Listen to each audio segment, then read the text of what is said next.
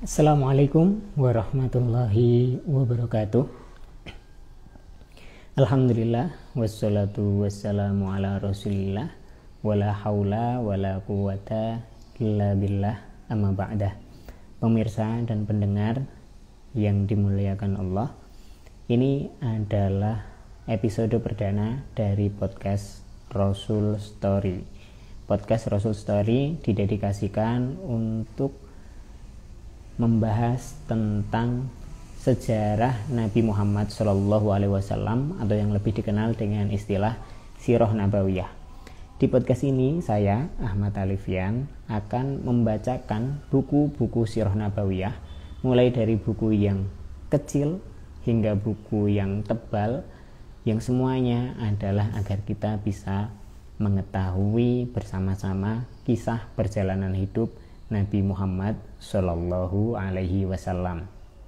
Nah, untuk episode yang perdana ini, saya akan membacakan sebuah buku terjemah dari karya Syekh Mustafa As-Sibai. Buku aslinya berjudul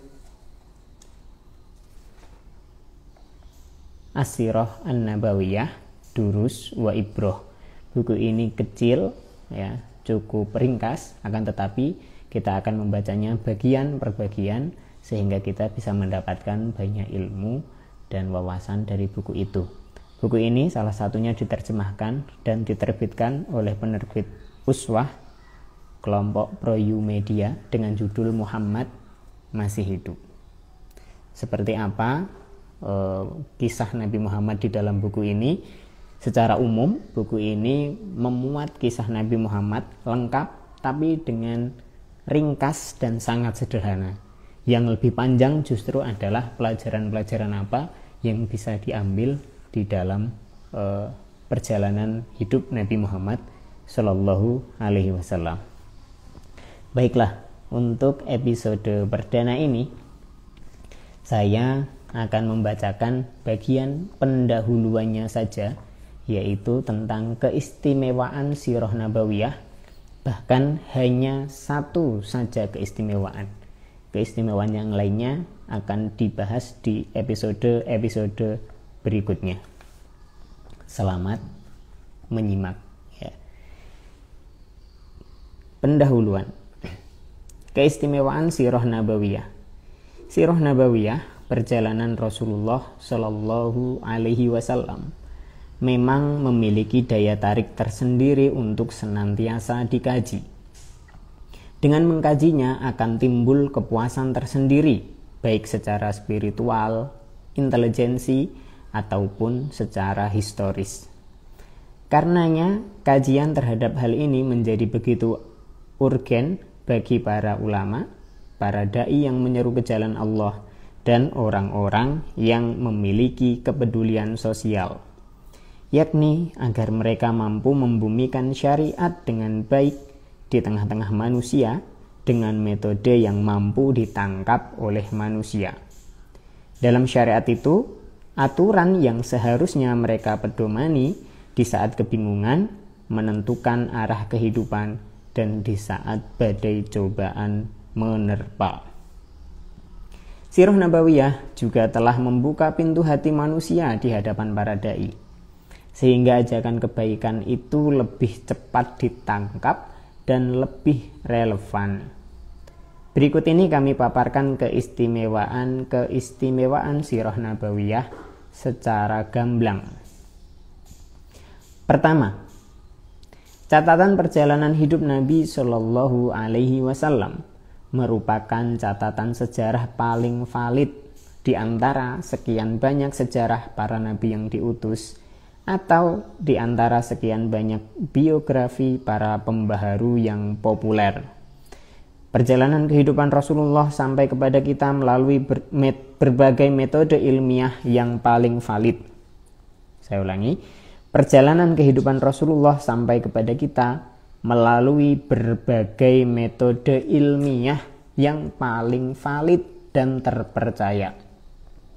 Seperti yang akan kita lihat pada pembahasan tentang sumber-sumber sirah Nabi Shallallahu Alaihi Wasallam.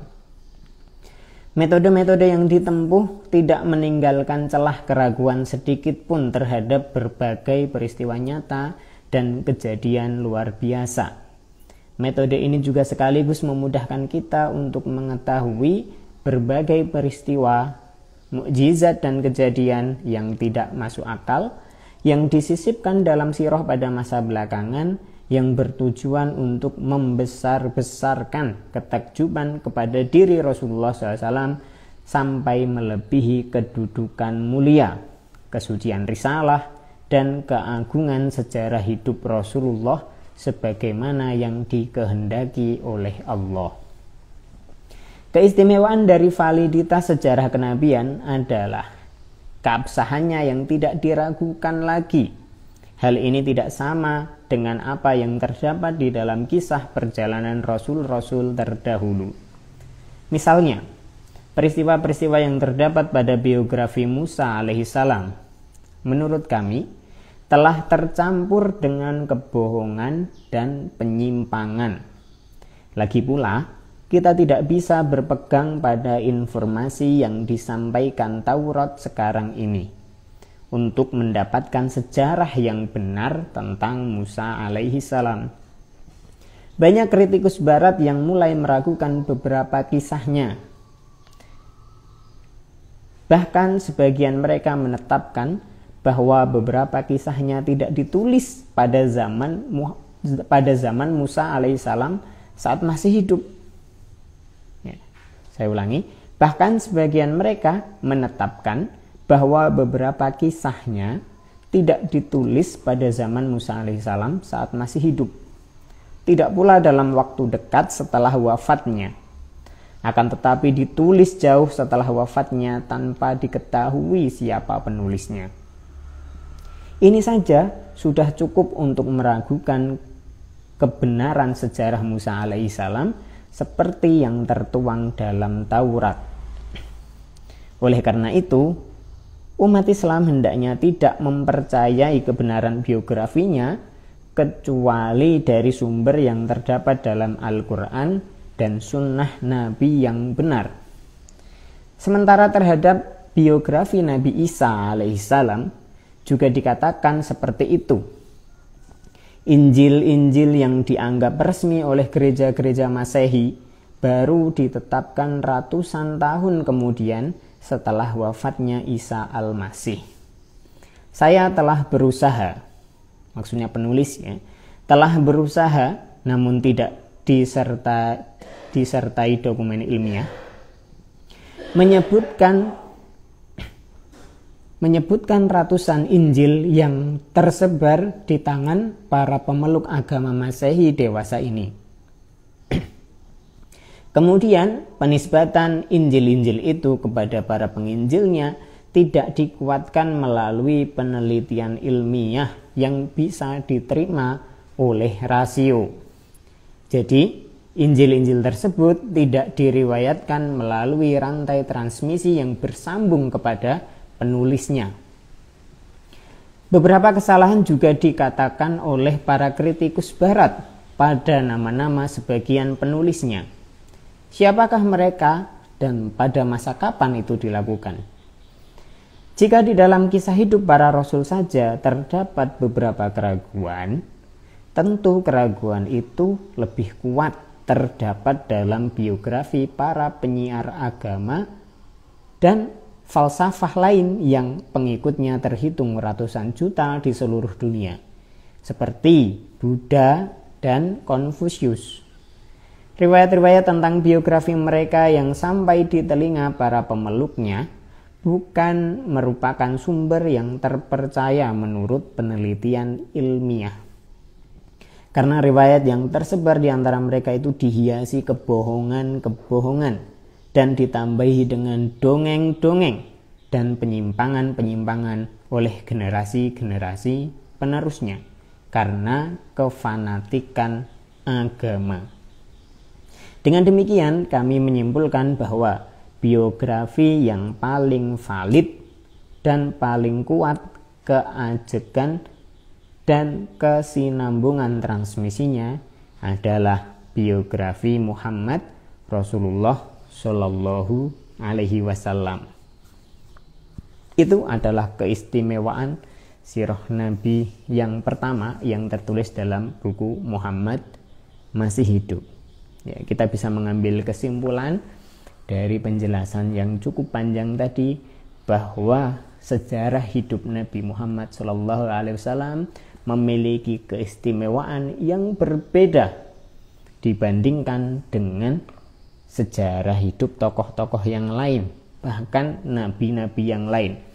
Karena sejarah hidup Nabi Muhammad SAW atau yang dikenal dengan sirah nabawiyah merupakan catatan perjalanan hidup yang paling akurat, paling valid, ya, dan bisa diuji kebenarannya sesuai data dan fakta. Ya, penjelasan lebih lanjut insya Allah akan kita bahas pada episode berikutnya, yaitu hari Kamis. Ya, jadi nantikan terus podcast Rasul Story. Insya Allah podcast ini akan mengudara setiap hari Senin dan Kamis, 2 kali setiap pekannya. Semoga bisa membuat kita semakin kenal dengan baginda Nabi SAW, semakin cinta dengan beliau, semakin beriman kepada beliau, dan membuat kita semakin layak menjadi umat yang akan diakui oleh beliau kelak di akhirat, menerima syafaat beliau Sallallahu Alaihi Wasallam. Sampai jumpa pada episode berikutnya.